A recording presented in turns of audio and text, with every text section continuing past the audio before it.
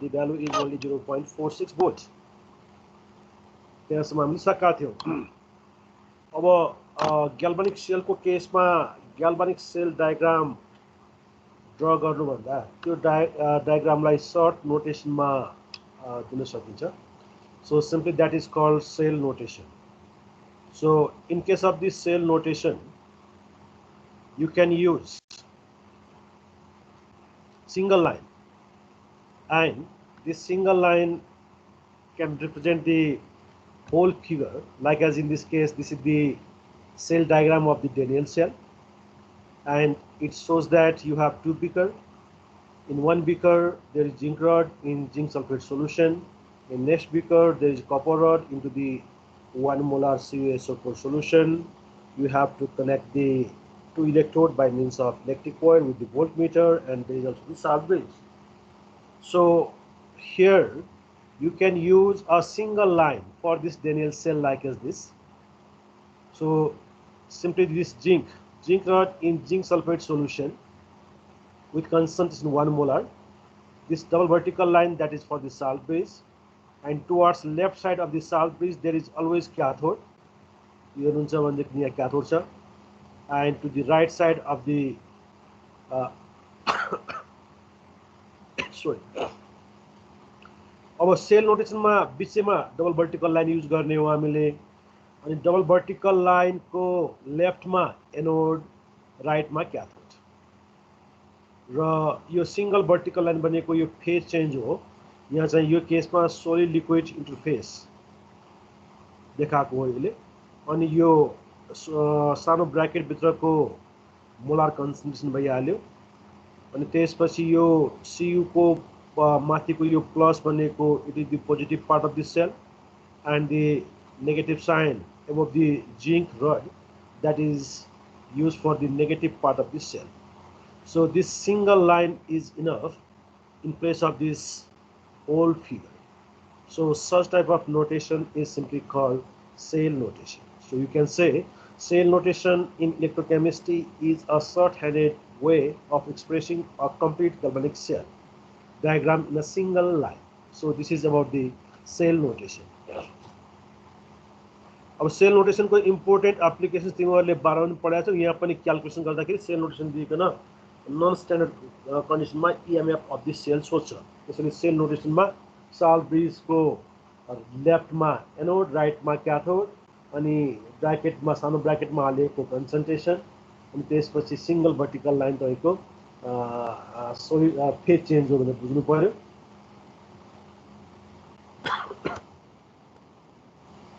Okay, similarly, सुनिरहेछ नि?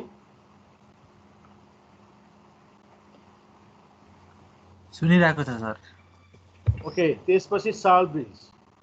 अब salt bridge बनेको दुईटा कम्पार्टमेन्टको बीचको कनेक्सन हो.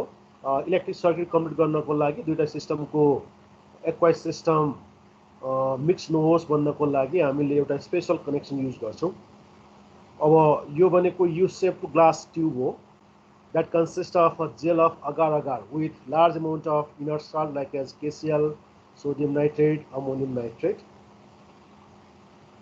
It is used to minimize the liquid junction potential, and it is used to complete electric circuit. It can maintain flow of ions by providing aqueous medium and maintain charge between each half cell. अब यो फिगरमा यो जुन हामीले यो ग्लासको tube, यो U shape ग्लासको tube हो. यो ट्युब भित्र लार्ज अमाउन्ट अफ केसीएल को salt with water absorption materials like as sponge, you say the agar-agar, stars, such materials can be used for the for this purpose. Here simply in case of this system, how can you make the salt base? So for that, at first you have to make a KCl saturated solution using distilled water. Then you have to add required amount of agar-agar. So this agar-agar is a jelly substance which can absorb large amount of water. So that's why it can maintain the aqueous medium throughout the tube. So the main function of agar-agar is only to maintain the aqueous system inside the tube. Then you have to use the U-shaped glass tube. Before that, you have to boil this system. पहिला beaker लिने, बिकरमा केही भोलम distil water लिने, अनि त्यसमा KCl हाल्दै गर्ने KCl तबसम्म हाल्ने जबसम्म केसिएल डिजोल्भ हुन छोड्दैन। त्यसको मतलब त्यसको स्याचुरेटेड सोल्युसन बन्दैन। जब यसको स्याचुरेटेड सोल्युसन बनिसक्छ तपाईहरुले फेरि एड गरेको केसिएल डिजोल्भ हुन छोड्छ।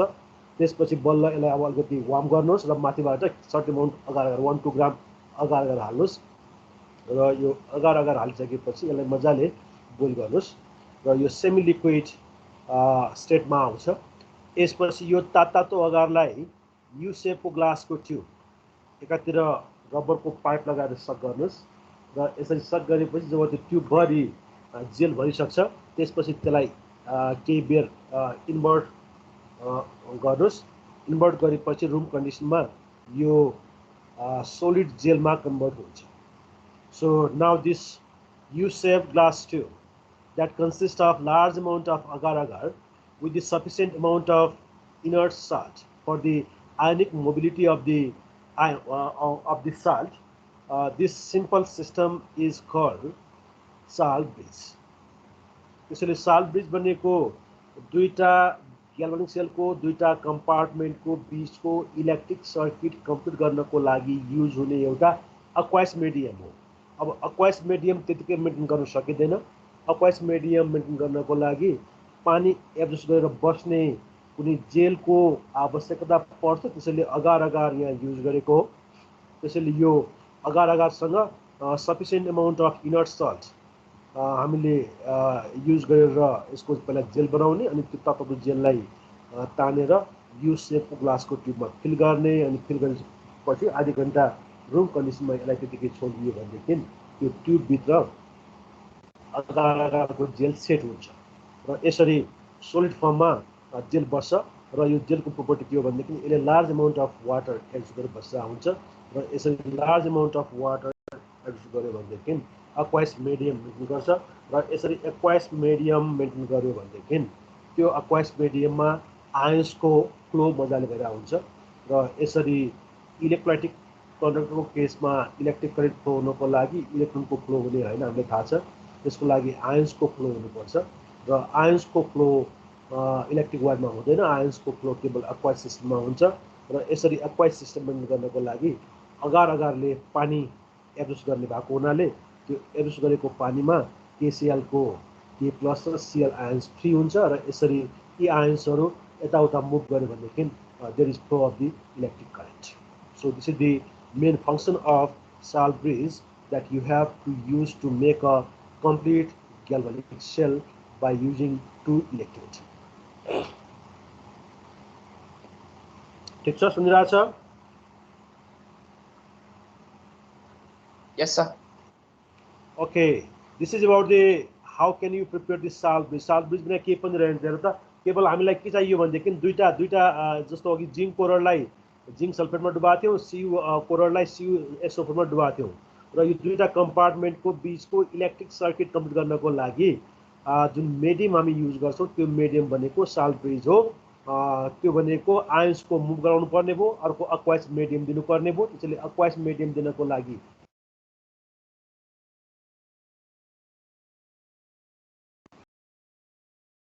Inert salt KCL sodium nitrate यस्तो खाली साल्टहरु हामी युज गर्छौं। Okay, then next point, the important point of this topic, so that is single electrode potential. So in case of the Daniell cell and copper silver cell, as you are clear that in case of the Daniell cell, the EMF of the cell at standard condition is 1.1 volt. However, in case of the copper silver cell, this value is only 0.46 volt. So how this value is different? किन यसरी combination फरक गर्दाखेरि किन फरक आयो यो भनेको that is due to the single electrode potential. So in case of the any galvanic cell, say suppose if you consider the Daniell cell that consists of zinc electrode as a anode and copper electrode as a cathode, and you are clear that experimentally at the standard conditions the EMF of this combination is 1.1 volt. अब यस्तो हो भने मैले तपाईलाई last time के भने थिएँ भनेदेखि सायद भनिसकेको होला यो inert shell is given to you by the formula. This inert shell is equal to inert anode plus inert cathode, not the formula you used in case of the +2, where you have to use only the calculations depending upon the electrochemical series, and in that case you can also use the inert shell is equal to inert cathode minus inert anode. So simply if you consider this formula for that galvanic shell, then you are clear that you are going to get the 1.1 volt of electric current from this combination. Then say suppose out of this 1.1 volt, zinc electrode provide you only the 0.5 volt. Then what value should be given by the copper electrode?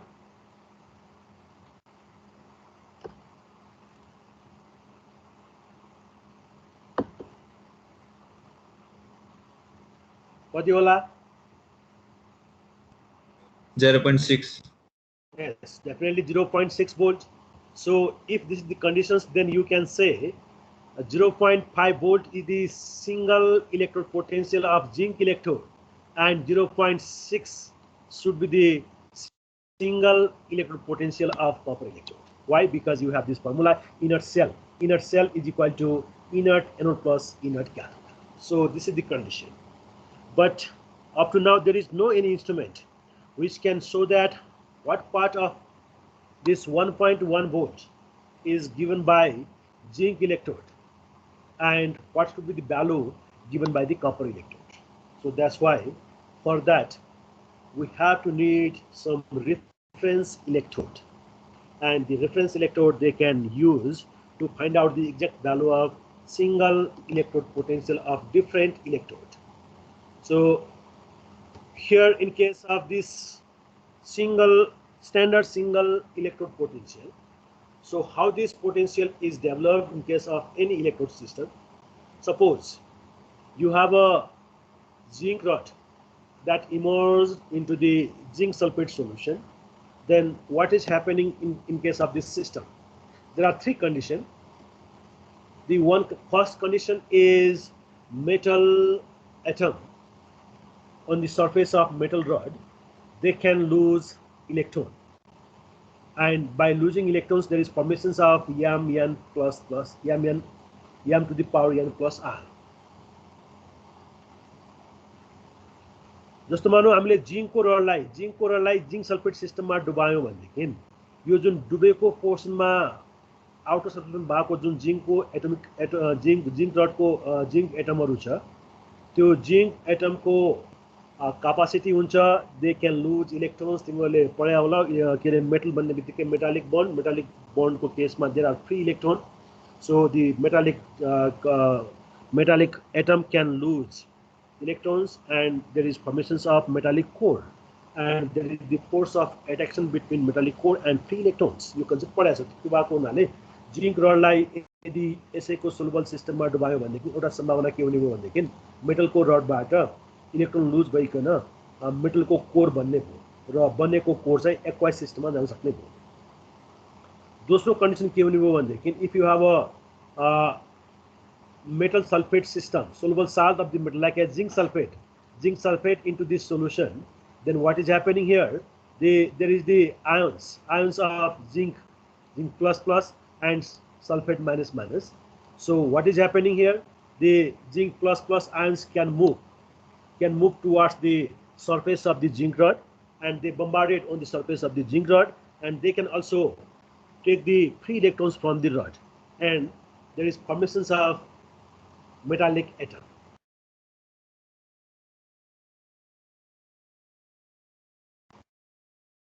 Oxidation, and in next case from the aqueous system of zinc sulfate solution, zinc plus plus ions can gain the electrons from the rod, and there is formations of inert metal, so metallic atom. So the gaining of electron is called reduction.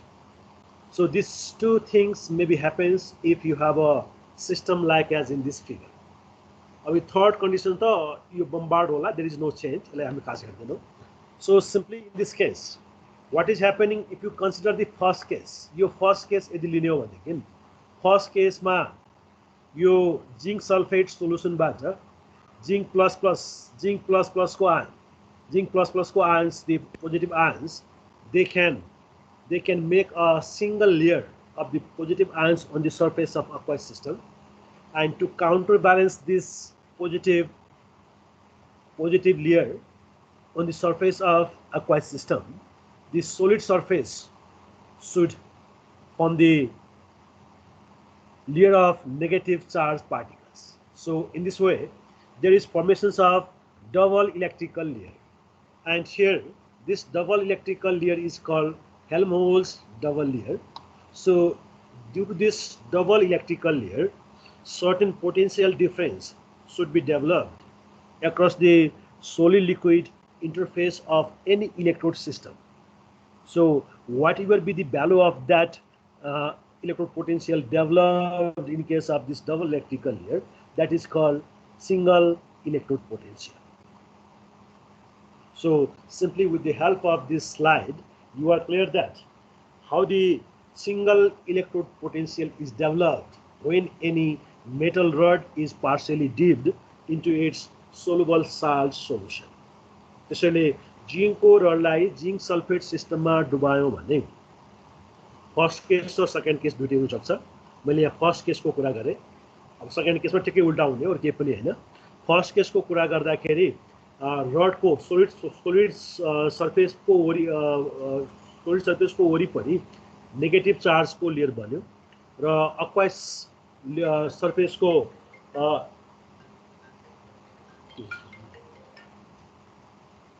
अब सुनिएन के भयो? नमस्ते। एकछिन म क्लासमा छु है। Hello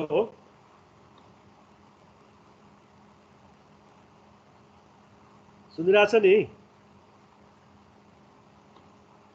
यस sir. सुनिरहेको छ सर। यस। ओके, यहाँ क्लासको फोन आएछ।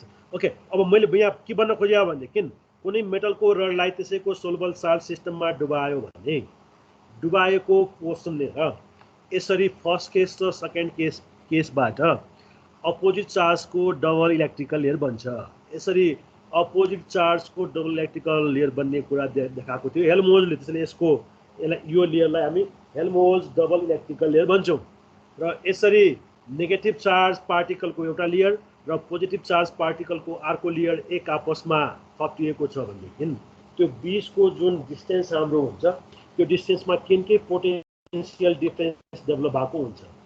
यसरी डेभलप भएको जुन पोटेन्सियल छ त्यसैलाई भन्छौँ हामी सिंगल इलेक्ट्रोड पोटेन्सियल। र यदि यो पोटेन्सियल हामीले स्ट्यान्डर्ड कन्डिसनमा नाप्न खोज्यौँ भनेदेखि that potential is simply called standard single electrode potential. So here if you consider the copper rod, so this copper rod into the copper sulfate systems, copper rod into 1 molar CuSO4 solutions at 25 degrees centigrade. अघि मैले जिंकको case हेरेँ, यहाँ चाहिँ कपरको case हेर्नुहुन्छ भनेदेखि when copper is partially dipped into the solutions of copper sulfate, the copper ions in the solutions gets deposited over the metal and hence the metal becomes positively charged. The positively charged metal attract the negatively charged sulfate ions in the solutions, and hence doubly charged Helmholtz electrical layer is formed. हामी अघि मैले चाहिँ मेटलको सर्फेसमा negative charge र अक्वाइस सिस्टममा positive charge बसेर double electrical layer formation भएको देखाएको थिएँ भने यो कपरको केसमा त्यसको ठिकै उल्टा देखाए। मैले के देखाएँ भनेदेखि कपरको रडमा प्लस चार्ज डिपोजिट भएको कपरको सर्फेसमा सोलिडको सर्फेसमा र अक्वाइस सिस्टमको सर्फेसमा नेगेटिभ चार्ज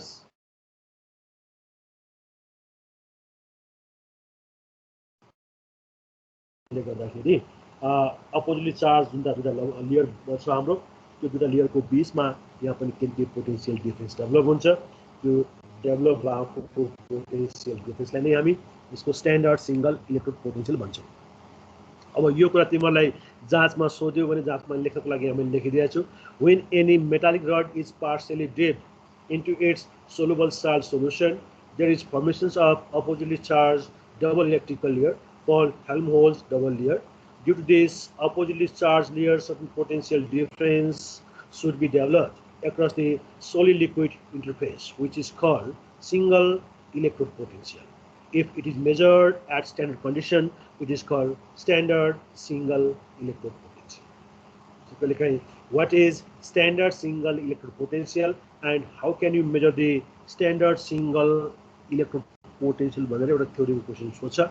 यो question को लागि you can easily say that the standard single electrode potential is the potential when any metal rod is partially immersed into its 1 molar soluble salt solution, and due to this there is formation of double electrically charged double layer, which is called Helmholtz double layer, and there may be some certain potential difference between these two oppositely charged layer, and that whatever be that value, that is simply called standard single electrode potential of given electrode.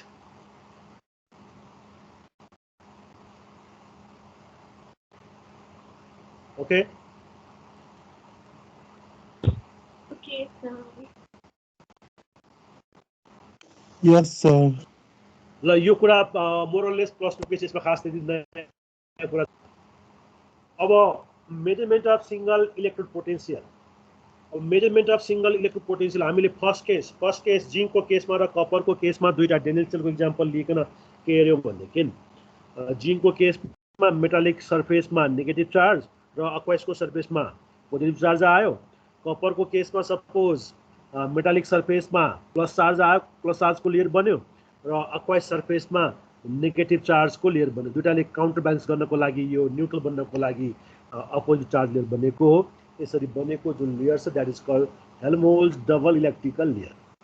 अब यो Helmholtz double electrical layer बन्ने बित्तिकै positive र negative चार्जको बीचमा जे जति potential difference develop होला त्यो डिफरेन्स भएको त्यो डेभलप भएको पोटेन्शियल नै सिंगल इलेक्ट्रोड पोटेन्शियल हो र त्यो सिंगल इलेक्ट्रोड पोटेन्शियल नै सेलको इएमएफ कति हुन्छ भन्ने कुरा डिटर्माइन गर्छ भन्ने हेल्महोल्ट्जले दिएको कन्सेप्ट हो यो. तर अब यहाँ समस्या के भयो भनेदेखि यो दुईटा अपोजिट चार्ज पार्टिकल को जुन चाहिँ दुईटा लेयर छ त्यो लेयरको बीचको डिस्टेन्स यति थोरै हुन्छ कि त्यो डिस्टेन्समा कुनै सेन्सरको नोजल हालिकन त्यो भ्यालु कति होला भनेर नाप्न सक्ने अहिलेसम्म इन्स्ट्रुमेन्ट बनाएको छैन. त्यो नबन्नुको कारण के हो भनेदेखि मेटेरियल फ्याब्रिकेसनमा सबभन्दा सानो साइजको मेटेरियल अहिलेसम्म फ्याब्रिकेसन गरेको कति छ होला थाहा छ भाइहरूलाई?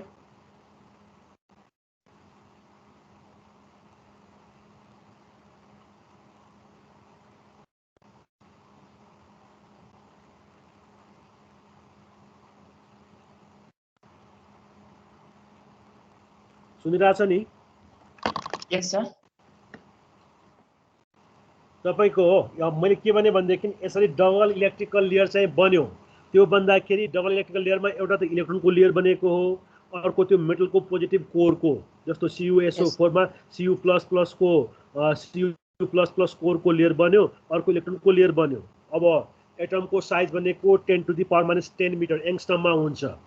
तर अहिलेसम्म इन्स्ट्रुमेन्टेसन गर्दाखेरि फ्याब्रिकेसन भएको साइज भनेको जम्मा 10⁻9 मिटर हो. त्यसलाई भन्छौँ हामी nanometre. So that fabrication technology is called nano technology. त्यो भएको हुनाले हेल्महोल्ट्जले कन्सेप्ट दियो. उसले के भन्यो भनेदेखि यसरी कुनै रडलाई त्यसैको सोलुबल साल्ट सिस्टममा डुबायो भनेदेखि डुबाएको ठाउँनेर यसरी डबल अपोजिटली चार्ज भएको डबल इलेक्ट्रिकल लेयर बन्ने भएको हुनाले डबल लेयरको बीचमा जति पोटेन्शियल डिफरेन्स डेभलप हुन्छ त्यो डेभलप भएको पोटेन्शियल डिफरेन्स नै हाम्रो सिंगल इलेक्ट्रोड पोटेन्शियल हो र त्यही पोटेन्शियल सेलको इएमएफ को लागि रिस्पोन्सिबल हुन्छ भन्ने कन्सेप्ट ल्यायो. तर समस्या यहाँ के भयो भनेदेखि यो डबल लेयरको बीचमा कति पोटेन्शियल डिफरेन्स डेभलप हुन्छ भनेर नाप्ने इन्स्ट्रुमेन्ट भएन, अहिलेसम्म भएको छैन. त्यो नहुने कारण मैले भनिहालेँ के हो भनेदेखि size of electron and atom in angstrom. So the size of material experimentally fabricated for the end measurement, that is only 10⁻9 meter, that is called nanometer, and the technology is called nanotechnology. So therefore you can say that there is no any charge यो दुईटा opposite charge लेयरको बीचमा के कति potential difference बास गर्नु भएको छ भनेर नाप्ने कुनै इन्स्ट्रुमेन्ट छैन। अब छैन भने त्यतिकै त भएन, किनकि यो बाहिर निकाल्न खोजे र यिनीहरूले के उपाय निकाल्न खोजे भने के निकाले, मानौ यो डेनियल सेल जिङ्क कपर सेलको केसमा तपाईले हामीले पनि हाम्रो स्ट्यान्डर्ड ल्याबमा यदि 25 डिग्री सेल्सियस छ र कन्सन्ट्रेसन 1 मोलार लिएर गर्ने हो भनेदेखि भोल्ट मिटरले 1.1 भोल्ट देखाउँछ भने अब मानौ यो 1.1 भोल्ट मध्ये सपोज कपर इलेक्ट्रोडले कन्ट्रिब्युट गर्ने भ्यालु 0 भोल्ट यदि भइदियो भने जिङ्क इलेक्ट्रोडले कन्ट्रिब्युट गर्नुपर्ने भ्यालु कति होला त? अब सबै 1.1 नै भयो सबै। Definitely it should be 1.1 volt. अब त्यसैले यिनीहरूले के एउटा उपाय निकाले भने मानौ यो जुन हामीले ग्याल्भनिक सेल बनाउँदै छौं त्यो बनाएको सेलमा एउटा यस्तो इलेक्ट्रोड खोजौं जसको चाहिँ भ्यालु लेभल हामीलाई थाहा होस् र जसको भ्यालु प्राय नियरली 0 भइदियोस् र त्यो यदि रेफरेन्स इलेक्ट्रोड फाइन्ड आउट भयो भनेदेखि त्यसको रेफरेन्समा डिफरेन्ट इलेक्ट्रोडको सिंगल इलेक्ट्रोड पोटेन्शियल नाप्न सकिन्छ भन्ने आइडिया लगाएर यिनीहरूले नर्मल हाइड्रोजन इलेक्ट्रोडको खोजी गर्न थाले। Therefore needs some reference electrode having 0 electrode potential, यो कन्सेप्ट युज गरिकन एउटा नर्मल हाइड्रोजन इलेक्ट्रोड बन्ने रेफरेन्स इलेक्ट्रोड यिनीहरूले फाइन्ड आउट गरे र यो नर्मल हाइड्रोजन इलेक्ट्रोड बनेको ग्यास इलेक्ट्रोड हो। यो यसमा hydrogen is the electrode and it is called gas electrode. So in case of the normal or standard hydrogen electrode, you have to use the beaker, and into this beaker you have to take the 1 molar hydrochloric acid solution, and then you have to pass very pure and dry gas to gas by means of this glass tube at 1 atmospheric pressure. And now here in that condition you have to use this platinum foil as a what? Platinum foil as electrode. Oh,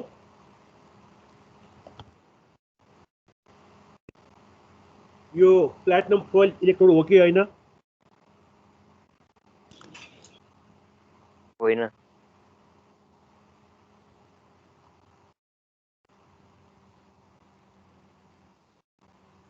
अनि के हो त electrode?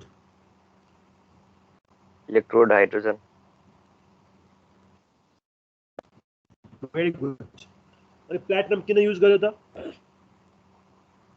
Hydrogen trap गर्नु होला अलिअलि।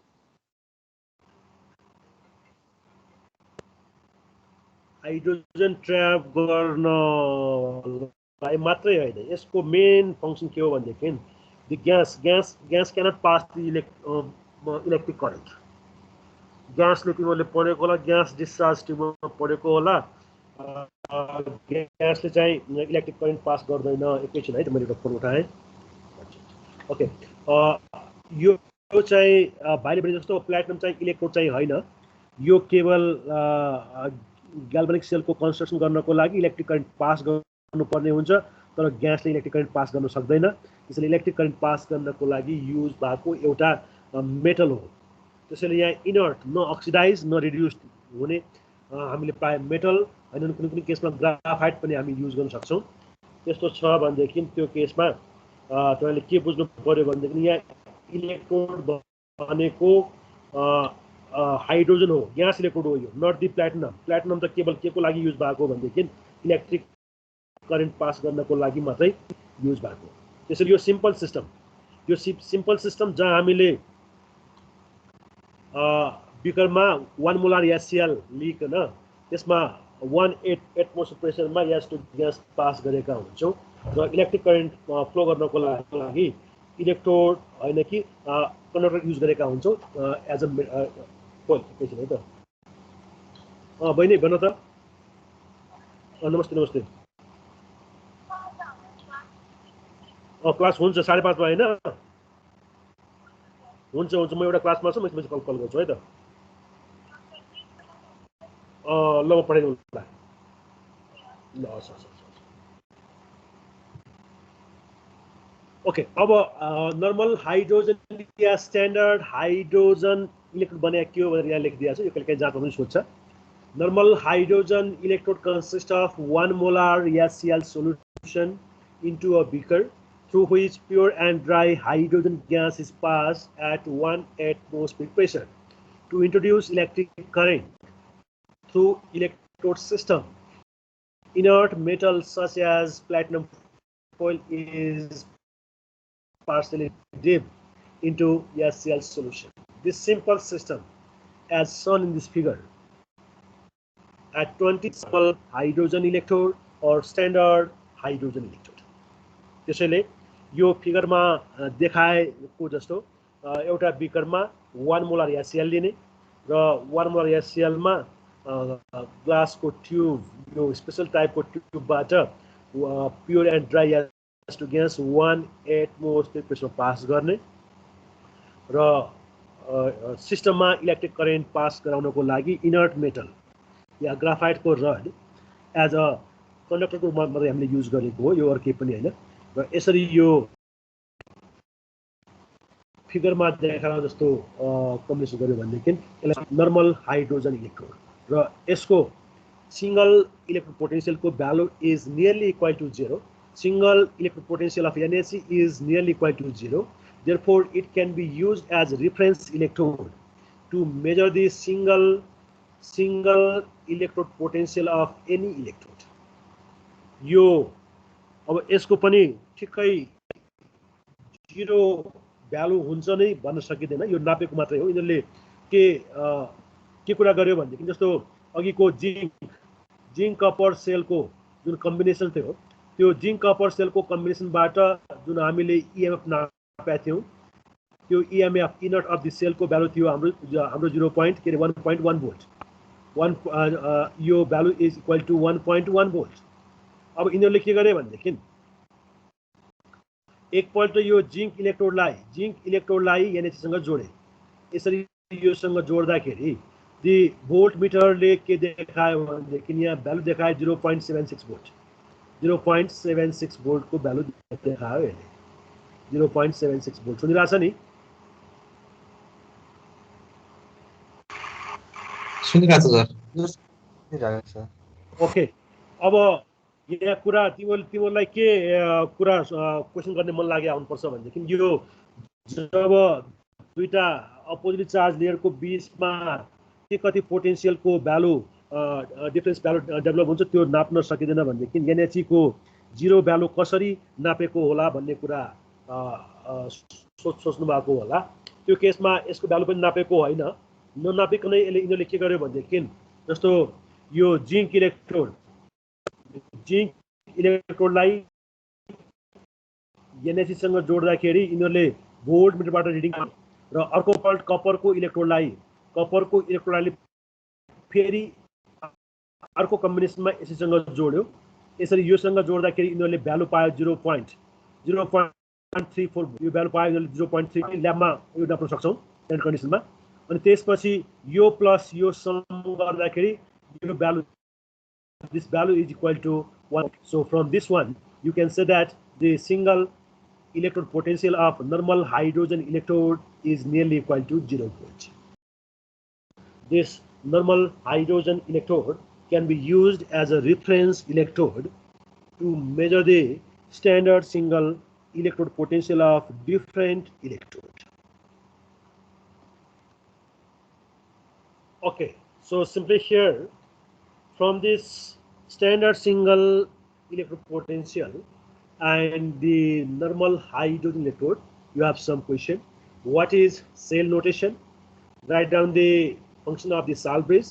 What is the standard single electrode potential? What is NaC or SSE? यसले तपाईको जाँचमा यो प्याटर्नको क्वेशनहरु आउँछ। अब सेल नोटेसन थाहा भइहाल्यो।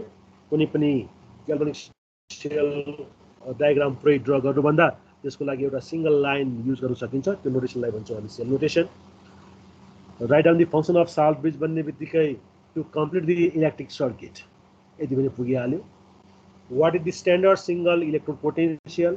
जब कुनै मेटललाई यसैको सोलुबल साल्ट सिस्टममा डुबाइन्छ स्ट्यान्डर्ड कन्डिसनमा भनेदेखि त्यहाँ डबल इलेक्ट्रिकल लेयर फर्मेसन हुन्छ जसलाई भन्छौँ हामी हेल्महोल्ट्ज डबल इलेक्ट्रिकल लेयर यो डबल इलेक्ट्रिकल लेयरको बीचको जो डिस्टेन्स छ त्यो डिस्टेन्समा के पोटेन्शियल डिफरेन्स डेभलप भएको हुन्छ र यो डेभलप भएको पोटेन्शियल डिफरेन्सलाई नै भन्छौँ हामी स्ट्यान्डर्ड सिंगल इलेक्ट्रोड पोटेन्शियल।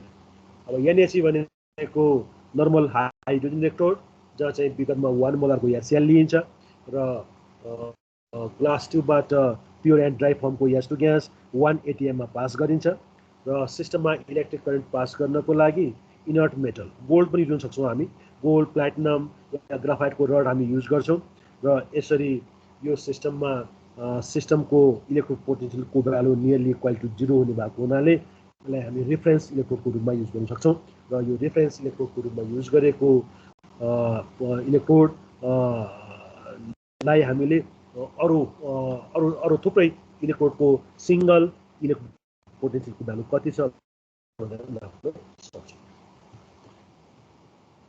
अब स्ट्यान्डर्ड सिंगल इलेक्ट्रोड पोटेन्शियल मैले अघि के भने भनेदेखि स्ट्यान्डर्ड सिंगल इलेक्ट्रोड पोटेन्शियल नाप्नको लागि इन्स्ट्रुमेन्ट छैन भनेदेखि we have to need the reference electrode that has the value of 0 volt standard single electrode potential. So for that one, normal hydrogen electrode is found as a reference electrode having nearly equal to 0 volt electrode potential. So therefore, you can make a complete galvanic shell of this reference electrode with that electrode where you are going to measure the standard single electrode potential. त्यसैले अब NaC sale यदि बनायो भनेदेखि NaC कुनै केसमा बन्ला anode कुनै केसमा बन्ला क्याथोड। जस्तो हाम्रो यदि अघिको कपरको केसमा हामीले हेर्यौं भनेदेखि NaC एनोड बन्छ र त्यो एनोड बन्यो भनेदेखि यसको सेल नोटेसन यहाँ देखाएको छ। This is the cell notation. If NaC is anode, यो पछि पनि आउला यो कुरा भुल क्लस्टर पर्छ कि तपाईहरुले। त्यस्तै NaC if NaC is anode, its half cell notation is salvage H plus 1 molar slash CH2 1 ATM PT plus. So if it can act as anode, NaC can act as उल्टा भइसक्यो। You can okay. ठिकै छ। So in case if cathode हो यो this cathode if NaC is cathode its half cell notation is plus salvage ठिकै माथिको उल्टा यो माथि negative charge ATM slash H plus HCl solution 1 molar salvage थियो भनेदेखि यसको ठिकै उल्टा। अब how to measure zinc मतलब तपाईको सिंगल इलेक्ट्रोड पोटेन्शियल नाप्नु पर्यो भनेदेखि हामीले के कुरा गर्यो भनेदेखि जिंकलाई NaC सँग जोड्नु। जिंकको रडलाई जिंक सल्फेट सिस्टम 1 मोलर भएको 1 मोलर कन्सन्ट्रेसन भएको जिंक सल्फेट सोल्युसनमा डुबाउँछौं। त्यस्तै अर्को बिकरमा हामी बनाउँछौं NaC जहाँ चाहिँ हामीले 1 मोलर HCl ल्याएको थियौं र प्योर एन्ड ड्राई फर्ममा H2 ग्यास पास गरेको थियौं र प्लाटिनम फोइल एज अ कन्डक्टरको रूपमा हामीले युज गरेका थियौं र यसरी यो दुईटा कम्पार्टमेन्टलाई एक्सटर्नली वायरबाट भोल्ट मिटरसँग जोड्छौं हामी र internally you have to make connections with the sulphates. So if you have this system at standard that experiment and get the value of 0.76 volt.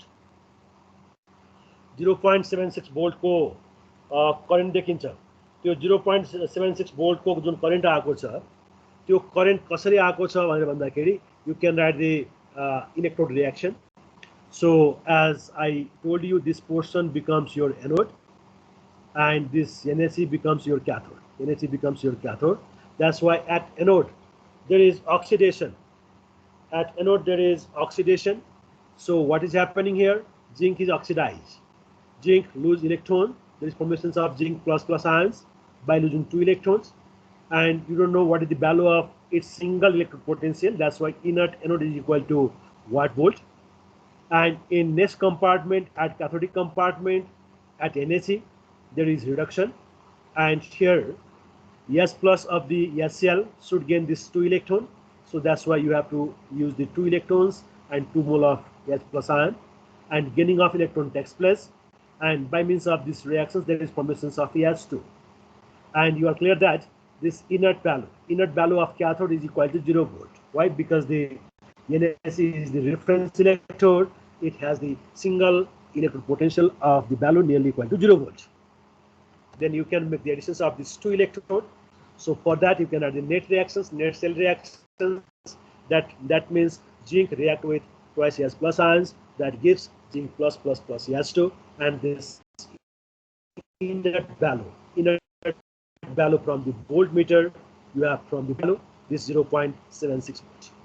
So experimentally, if you have a combinations as in this diagram, then the voltmeter shows 0.76 volts, and you are clear that this 0.76 volt is the EMF of this cell, and EMF of this cell is due to the certain part is given by the zinc electrode, and some part is also given by the copper electrode, sorry, by the NaC electrode. But the value given by NaC electrode is nearly equal to 0 volt. That's why you can say whatever be measured from the voltmeter, that should be the single electrode potential of zinc electrode. So for that one, you can say inert cell plus inert anode plus inert cathode is equal to EMF of the cell, that is 0.76 volt experimentally. And since inert anode, you have to find out inert cathode is the 0 volt, and the value, some value is 0.76 volt. And from here you can say that it is the standard single oxidation, because anode means what? At anode there is always oxidation. So that's why whatever measure here, that should be in terms of oxygen. So you can say that here it is the standard single oxidation electrode potential of zinc electrode, and this value is given to you by this notation. So that means inert Zn slash Zn plus plus equals to 0.76 volt. So this is the third single of zinc electrode in terms of oxidation. And if you want to express this potential in terms of reduction, the value should be negative, and you can use this one like as this: inert Zn plus plus slash Zn, ठीक है, माथि को उल्टा माथि Zn slash zinc plus plus थियो, यहाँ चाहिँ zinc plus plus slash zinc छ, and this value is now negative 0.76 volt. Now this value is reduction electrode potential, and this plus 0.6 volt is the oxidation electrode potential. So therefore, for any electrode, you can say that standard single reduction electrode potential is equal to negative of standard single oxidation electrode potential. That's why here, if you want to use the normal hydrogen electrode as a reference electrode, then the measured potential may be measured in terms of oxidation or in terms of reduction. So if you want to change, then you can just change the sign of the potential, like as in case of the zinc electrode, the measured potential is 0.76 volt, and that is oxidation potential. And if you want to express this potential in terms of reduction, then this value becomes 0.76 volt. So if you want to write the cell notations for this combination, as I told you that here the zinc electrode is anode, so you have to write the zinc as an anode. Towards left side of the salt bridge there is anode. Here you write this zinc electrode as an anode, and towards right of the salt bridge there is NaC as a cathode. So this is the cell notation of this combination, where you are going to measure the standard single electrode potential of zinc electrode with the help of normal hydrogen electrode. So similarly, you can measure the standard single oxidation potential of copper electrode. So for that one, again you have to make a complete galvanic shell of copper electrode with normal hydrogen electrode. But what is different here in case of the zinc? The zinc is anode and NaC is cathode. However, in case of this one, NaC is cathode, NaC is anode, and copper electrode is cathode. So what is happening here? At anode there is oxidation. So S2 gives 2S plus 2 electrons by losing electron, and this inert anode is equal to 0 volt. So at cathode the reduction. So at cathodic portions, Cu plus of copper sulfate should gain the electron, and there is formations of metallic copper. And here you have to find out the inert of cathode. Sorry, this is cathode, not anode. Your anode bhako rahecha, this is cathode. This cathode, and for that one you write the net tail notation. So the net tail reactions is this one. S2 plus Cu plus equals to S plus twice S plus. Who should I say? Twice S plus Cu. Inert value is equal to 0.34 volt. So again here you can use the same concept. Inert anode plus inert cathode is equal to 0.34 volt, and as from inert anode this is the 0 volt, and therefore you can say that this 0.34 should be the inert cathode. So here, as the copper is the cathode, so you can say this measured potential value should be in terms of reduction. So you say it is the standard single reduction potential of copper electrode, which can be given as in this notation. Inert Cu plus slash Cu is equal to 0.34 volt. Again, if you want to express this potential in terms of oxidation, the value is negative, and it is like as this: inert Cu slash Cu plus equals to minus 0.34. It is in terms of oxidation, and this positive value is in terms of reduction. So simply again you can write the cell notations for this combination. Here as the NaC is anode, that's why left side of the salt base, and copper is cathode. It should be right side of the salt base.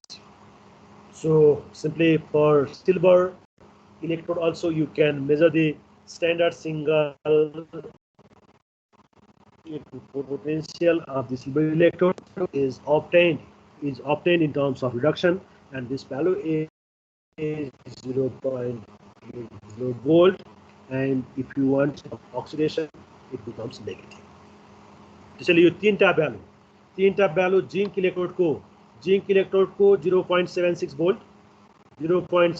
volt, copper electrode को 0.34 volt, and silver electrode को 0.80 volt. यो तीनटा value तपाईहरुले याद गर्नुपर्छ. कहिलेकाहीँ जाँचमा थ्योरीको क्वेशनमा पनि यो तीनटा इलेक्ट्रोडको सिंगल इलेक्ट्रोड पोटेन्शियल कसरी नाप्छौ एक्सप्लेन गरेर भन्छ. हैन भनेदेखि क्याल्कुलेसनमा यो भ्यालु कहिलेकाहीँ दिएको हुँदैन. यो भ्यालु चाहिँ याद हुनु पर्यो. This is first is for zinc electrode, this is for zinc electrode, second one for copper electrode, and third one for silver electrode.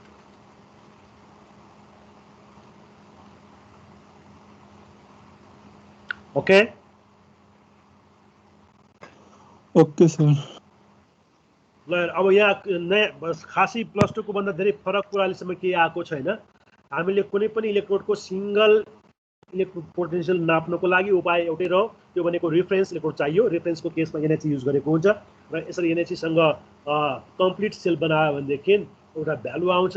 त्यो भ्यालु आउने बित्तिकै NaC ले दिएको भ्यालु जब 0 हुन्छ भनेदेखि जे जति भ्यालु नापिन्छ त्यो भ्यालु भनेको त्यो बाँकी रहेको इलेक्ट्रोडको सिंगल इलेक्ट्रोड पोटेन्शियल हुने हो. तर यहाँ कुरा के आयो भनेदेखि कुनै केसमा NaC एनोड बन्छ, कुनै केसमा क्याथोड बन्छ. त्यो भएको हुनाले कहिलेकाहीँ पोटेन्शियल चाहिँ अक्सिजनको टर्ममा नापिन्छ, कहिलेकाहीँ रिडक्सनको टर्ममा नापिन्छ, र तिमीहरूले चाहिँ अपोजिट टर्ममा एक्सप्रेस गर्ने मन लाग्यो भनेदेखि भ्यालु त्यही हुन्छ, साइन चाहिँ नेगेटिभ.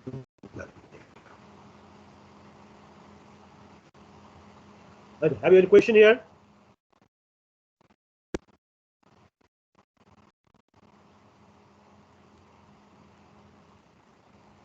केही छ भाइ बहिनीहरु यसमा हेर्नुस् त. छैन सर.